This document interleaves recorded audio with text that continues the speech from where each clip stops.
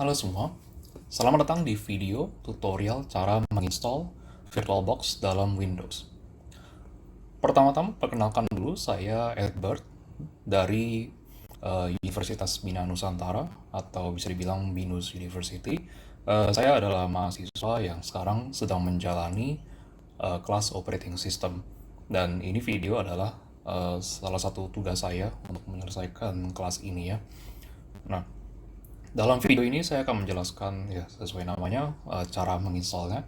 Tapi saya juga akan menjelaskan tentang apa itu VirtualBox, kegunaannya apa, eh, dan dalam video ini saya juga akan mereferensi ke bagian sini ya, ke dokumentasinya agar lebih jelas penjelasannya.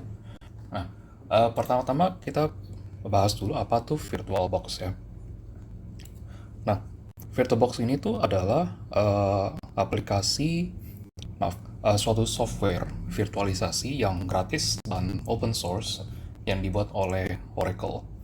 Nah, eh, VirtualBox ini dia menjalankan suatu yang bisa dibilang virtual machine ya. Nah, virtual machine tuh penjelasannya tuh seperti suatu software yang mensimulasikan kerjanya mesin dalam komputernya kita. Nah, eh, mesinnya ini secara spesifik maksudnya ya dia mensimulasikan komputer di dalam komputer kita gitu. Jadi gunanya itu bisa untuk menjalankan operating system yang lain dalam operating system yang kita sekarang jalankan ini. Jadi misalnya kalau sekarang ini saya kan menjalankan Windows ya, saya bisa buka misalnya Linux dalam sini juga. Nah, dan ini VirtualBox ini menjadi tempat untuk visualisasikan itu simulasinya. Nah, gitu. Itu ya penjelasan singkatnya saja sih ya. Nah, eh, nggak cuma Windows dan Linux saja sih ya, bisa juga di macOS. Dan ini yang jalannya ini tuh terpisah dari eh, operating system yang kita sekarang jalanin. Jadi ini dia prosesnya terisolasi sendiri. Nah, VirtualBox ini digunakan oleh developer, teknisi IT atau yang bisa juga pelajar seperti saya untuk mencoba kayak operating system yang lain untuk menguji aplikasi. Nah, dan ini sifatnya aman gitu loh, karena kan terisolasi dari operating systemnya sendiri. Nah, terus ada juga saya ingin membahas juga kelebihan dan kekurangannya dari VirtualBox ini ya, karena seperti semua software ada kelebihan dan kekurangannya. Nah, pertama ya sesuai tadi saya bilang sebelumnya, VirtualBox ini tuh gratis ya, jadi semua orang bisa pakai. Dan ini sangat cocok eh, untuk pelajar-pelajar yang emang mau menggunakan aplikasi yang gratis lah gitu lah. Dan ini juga dia cross platform, artinya dia bisa di beberapa platform yang lain, bisa dipakai di Windows, bisa dipakai di macOS, bisa Linux, dan juga bisa di Solaris. Dan VirtualBox ini dia ada juga beberapa fitur-fitur yang bisa dipakai. Misalnya salah satunya tuh adalah snapshot ya. Nah, snapshot tuh sesuai namanya, itu seperti kayak kalau kita memfoto suatu keadaan. Jadi dia menyimpan keadaan yang saat itu juga pada saat kita menjalankan eh, VirtualBox-nya ini, virtual machine-nya ini. Jadi misalnya yang tersimpan tuh adalah operating system yang dipakai pada saat itu, aplikasi yang sudah terinstall, terus juga setting-setting yang sudah dipasang gitu. Nah, tujuannya snapshot itu gunanya kalau misalnya kita lagi nge-testing, misalnya kita lagi mau nge-install suatu aplikasi yang kemungkinan kita mikir kayak bisa bahaya deh ke dalam operating system. Nah, itu dengan snapshot tuh kita bisa nge-simpen dulu keadaan sebelumnya, terus kita install, dan kalau terjadi masalah ya tinggal di load back lagi, di load lagi itu snapshot sebelumnya biar balik ke posisi sebelumnya gitu loh.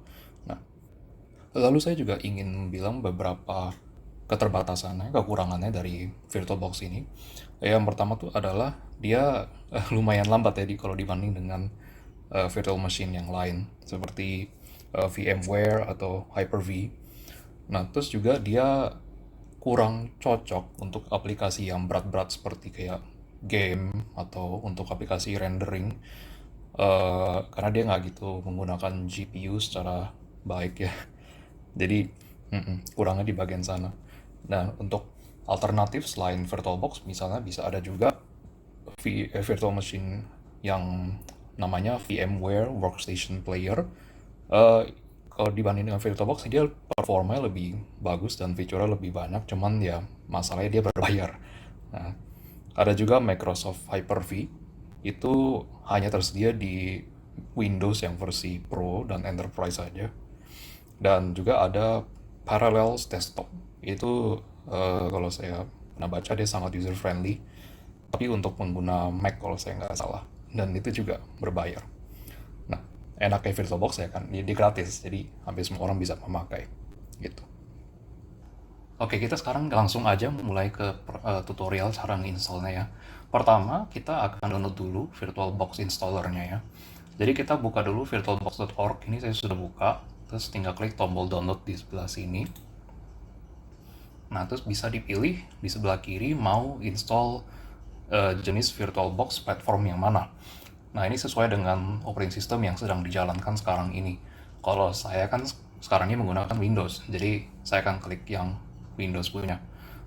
Cuman saya udah download, jadi saya nggak akan klik lagi. Nanti kalau kalian klik ini tombolnya tuh langsung kebuka halaman untuk downloadnya di mana gitu. Nah, ini saya sudah ada. Jadi saya langsung buka aja.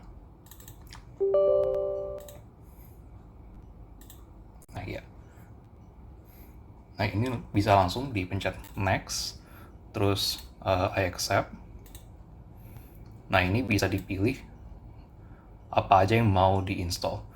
Nah, ini saya jelaskan satu persatu. VirtualBox ini itu ya aplikasi utamanya yang kita akan menginstal. Jadi ini nggak mungkin kita copot ya dari installationnya ini. Nah, terus ada juga VirtualBox USB support. Ini tuh maksudnya kalau kita install ini, artinya nanti virtual machine yang kita jalankan tuh bisa mengakses USB yang kita colok ke dalam komputer kita gitu loh. Kalau ini nggak ke-install, kita nggak bisa pakai USB-nya. Nah, terus ada juga VirtualBox Networking. Eh, ada dua ya. Tapi intinya VirtualBox Networking ya dia bisa menggunakan eh, ya network, menggunakan kayak internetnya gitu dalam komputer kita gitu. Dia ada koneksinya. Nah, dan terakhir ada VirtualBox Python support. Nah, ini untuk orang-orang yang developer bagian Python ya, untuk orang-orang yang programmer untuk Python. Nah, ini kalau diinstal ya kita bisa menggunakan VirtualBox punya API dalam codingnya itu. Nah, cuman ya karena kita hari ini nggak gitu pakai Python, kita nggak ada pakai Python ya bisa aja nih saya hilangkan aja gitu misalnya. Nah, terus kita tinggal next. Nah, ya dia ada kasih suatu peringatan bahwa kalau install ini eh, dia akan memutuskan network connection karena kayak tadi kita memilih networking feature dan ya dia akan beberapa lama putus sebentar gitu. Nah, tinggal pencet yes aja untuk install. Nah, ini ada beberapa pilihan. Eh, ada create start menu entry, create shortcut, dan create shortcut on quick launch bar. Saya rasa tiga pertama ini sudah lumayan gampang dimengerti ya, jadi saya tidak jelaskan.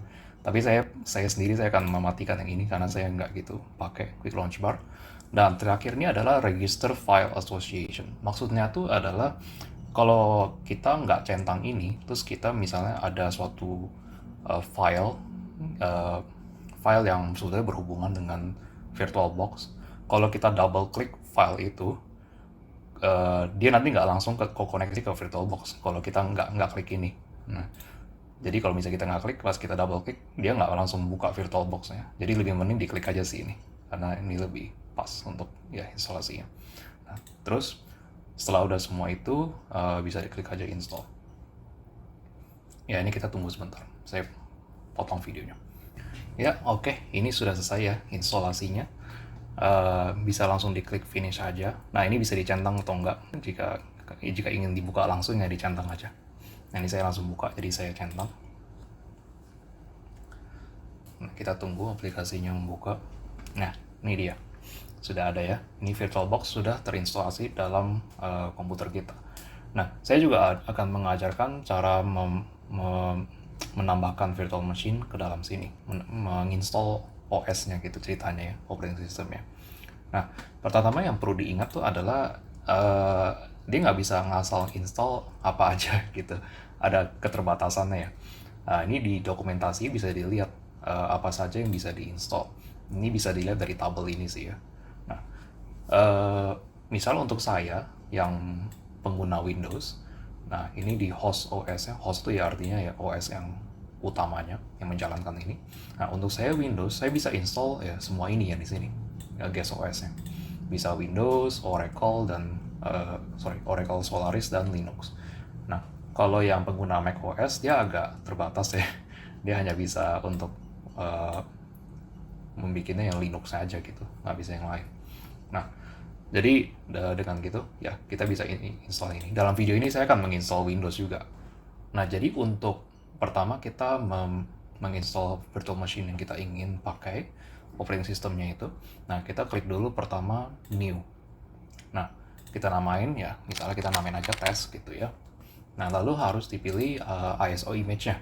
ISO image itu adalah tempat terdownloadnya operating system yang kita akan pakai gitu. Misalnya saya ingin memakai Windows ya, jadi harus di-download dulu itu ISO image-nya di Windows. Saya nggak akan jelaskan di dalam video ini karena nanti kepanjangan. Tapi saya udah ada install. Saya buka bentar ya. Nah nih, saya sudah ada download sebelumnya. Jadi saya bisa langsung pilih aja Windows ISO ini. Saya open. Nah, lalu kita pilih mau apa yang diinstal. Nah ini karena saya udah pilih Windows, jadi langsung pilihnya Windows. Nah terus versinya mau versi yang mana tuh banyak ada pilihannya ya. Tapi saya dalam tutorial ini saya pakai Windows 10 aja. Sebetulnya sama aja dengan yang sekarang saya pakai. Nah lalu ini ada opsi untuk skip unattended installation. Unattended installation tuh maksudnya dia menginstalnya secara otomatis langsung. Maksudnya dia, jadi kita tuh nggak perlu nge-setup lagi secara manual operating systemnya gitu loh. Misalnya kan kita kalau pas baru membuka operating system pertama kali kita harus set dulu passwordnya apa, terus masukin product key gimana gitu-gitu.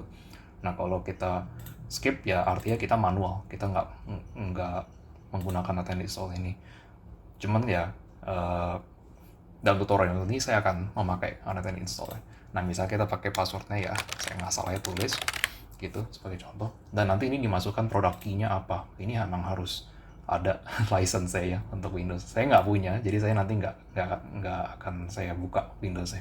Hanya ini videonya hanya untuk menjelaskan cara installnya aja. Nah, terus lanjut, ini adalah pilihan hardware-nya ya. Nah, ini kita bisa set mau berapa banyak memori yang kita alokasikan ke dalam virtual machine ini, dan juga prosesornya mau berapa banyak. Nah, ini sebenarnya tergantung dengan memori yang kita udah ada dalam komputer, dan ini nanti akan kebagi ke arah sana. Jadi agak bahaya sebetulnya kalau terlalu banyak yang dimasukkan. Nah, saya kan sekarang ini menjalankan ada punya 32 RAM ya. Nah, kalau misalnya saya kasih ya, bisa aja saya kasih cuman 8 GB RAM gitu. Nah, dia kalau mau rekomendasi mau taruh mana ya, usahakan di bagian hijau ini aja.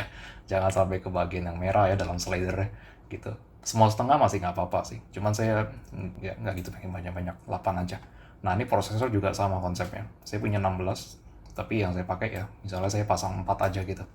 Nah, makin besar ya makin makin bagus, cuman juga makin lambat di bagian operating systemnya. Jadi agak harus diseimbangkan gitu. Nah, terus untuk hard disk, ini kita juga set dari awal. Jadi dia akan memakan storage di komputer kita ini berapa besar gitu ceritanya. Nah, ini sama bisa di set berapa. Tapi ya, tadi saya biarkan aja 50 ya, 50 GB. Ya udah gitu aja nggak apa-apa. Nah, terus ini bisa dicentang mau pre-allocate full size atau tidak. Bedanya tuh kalau kita pre-allocate full size, dia langsung ngambil 50 GB yang tadi kita sudah set. Jadi yang tadinya kita ada 50 GB dalam komputer kita langsung keambil semua. Tapi sebagai ganti itu jadi lebih cepat virtual machine-nya karena dia nggak perlu ngealokasi secara dinamis gitu loh. Tapi kalau kita nggak pakai ini juga sebenarnya nggak gitu masalah sih, cuman dia lebih lambat dikit aja. Nah, saya biarkan mati aja karena ini cuma tutorial dulu. Nah, terus tinggal di finish aja. Nah ya, sekarang udah ada ya virtual machine-nya. Dia langsung membuka sendiri.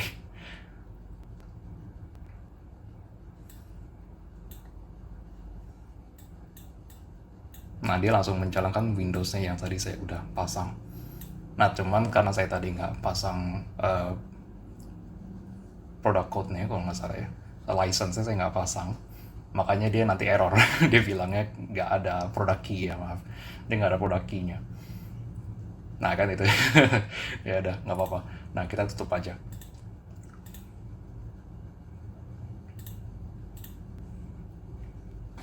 Oke, gitu. Nah, kalau misalnya pengen disetting ulang ya bisa juga dibuka setting gitu-gitu, dicek apa yang mau diganti dan lain-lain. Cuma saya nggak akan jelaskan dalam video ini. Dan jika ingin dihapus, bisa tinggal di right click aja, terus tinggal pencet remove. Nah, saya akan remove all file aja, karena kan ini cuma testing aja gitu. Oke, sudah. Sekian dari saya untuk video ini. Semoga membantu. Dan ya, terima kasih sudah nonton.